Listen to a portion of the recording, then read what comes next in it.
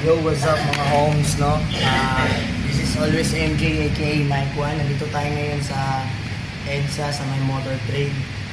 May lakad tayo ngayon, papunta pala tayo kay Boss Toyo. So dumaan muna ako dito dahil nagpa-change oil ako ng motor, tapos kinuha na natin yung plaka ng motor natin. So tara, pakita natin. So mamaya, after nito, dumaan tayo dito sa Yamaha. Pupunta na tayo kay Boss Toyo para pa-check natin yung items na dala natin. So, pakita ko sa inyo yung motor.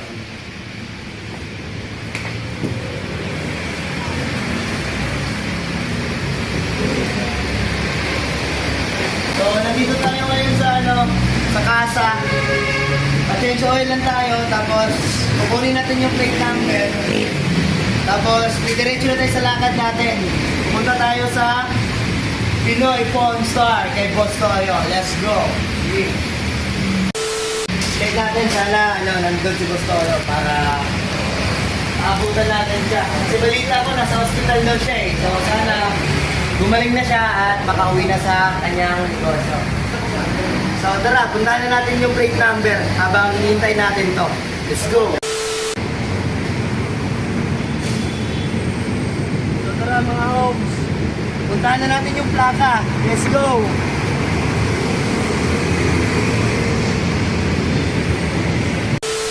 Ayan na, lumabas na yung plaka natin mga homes. So, yung lakad talaga natin ngayon is papunta tayo kay Boss Toyo.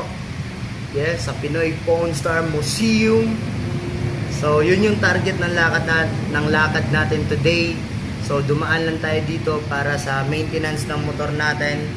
So, ayan, samahan nyo ako ngayong araw para puntahan natin sila. Puntahan natin ang ating idol na si Boss Toyo, KNPP, Pinoy Pawn Star. Yeah! Bless up! This is always MJ, aka Mike Juan. A few moments later. So, ayan mga homes. What's up mga homes? Nandito tayo ngayon sa EDSA. Papunta na tayo kay Boss Toyo. Yeah, papunta na tayo kay Boss Toyo. Abangan nyo to. Let's go!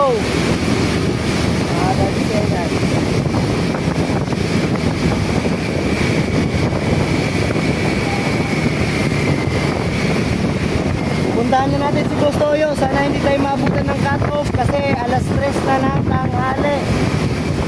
Alas 3 na ng hapon mga homes kasi umulan. Pagkaraan ng 500 metro, Umulan kanina. So, gamitin ang dalawang daanan sa kaliwa upang dumiretso. So nagpasilong kami kaya inabot din ng alas 3 pero check natin doon kung hindi pa tayo inabot ng cut-off. So let's go, let's go, let's go. A few moments later. So ayan na mga homes, nandito na tayo sa PP Star. Makikita nyo ang Pinoy Pawn Star ni Boss Toyo. Ayan, nandito na tayo. So papark lang tayo mga homes. Ayan yung museum. So dito tayo. Ayan. Yun o. Nakakabili. Diyan nga ako dito. Okay lang dito, boss? Dito sa kabila, sir. Sa kabila? Sige, sige, boss. So, nandito na tayo ngayon, mga homes. Dito na si Mike Juan. So, papark na tayo.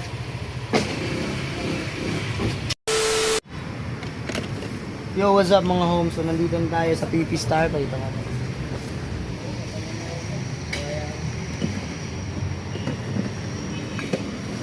So, yung dala natin is, mga homes, meron tayong bote na dala, tsaka ito, mga CD, yan. CD na history ng NBA, tsaka mga lumang coins na dala ni Lola, ng Lola ko. So, tara. Yung pasok yung items na dala natin dito sa PP Star. Kung tatas tayo.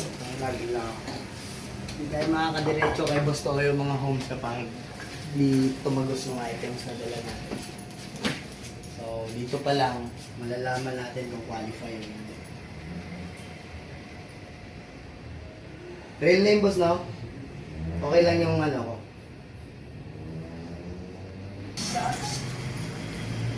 Dalawa, boss? Isa lang. Okay na po yan. May ID? Paano ba to, boss? Didiretso na ba kami doon? Ay, hindi po. Dito lang po. Okay na. So guys, nandito tayo ngayon sa PP Star. This is always MJ aka Mike 1. So meron na tayong number para ma-check na yung items natin na dala. So habang nagpipraise tayo, bawal pa lang kumuha ng Last na. vlog video. So papatayin mo natin yung video. So i-update ko kayo kung tumagos tayo o hindi. So ito yung mga gamit naming dala. Meron tayong old na battle, tsaka NBA na saan ko lang?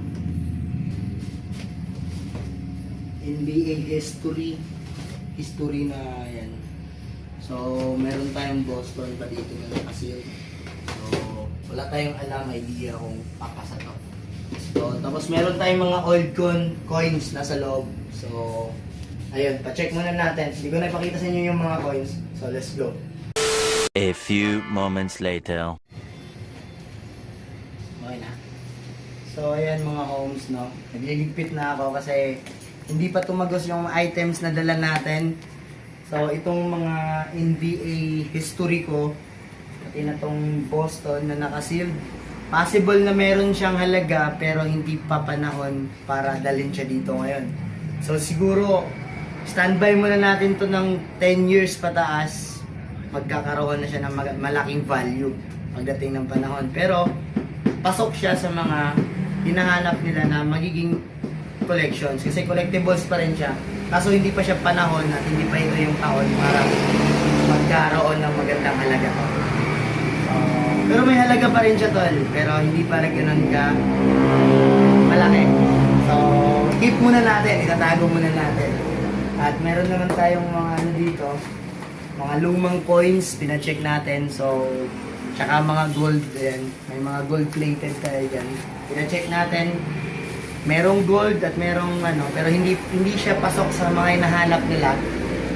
So, yung iba gold plated lang. So, ayan, at least naliwanagan tayo sa mga iniisip natin at itong bote ko hindi siya pumasok. Okay? So, ayan. So, let's go. Baka magre-register na lang kami para makapag-ikot sa museum ng PP Star. So, samahan nyo kami. Ikutin natin yung PP Star ngayon. Magre-register tayo ng entrance. Let's go! Yeah!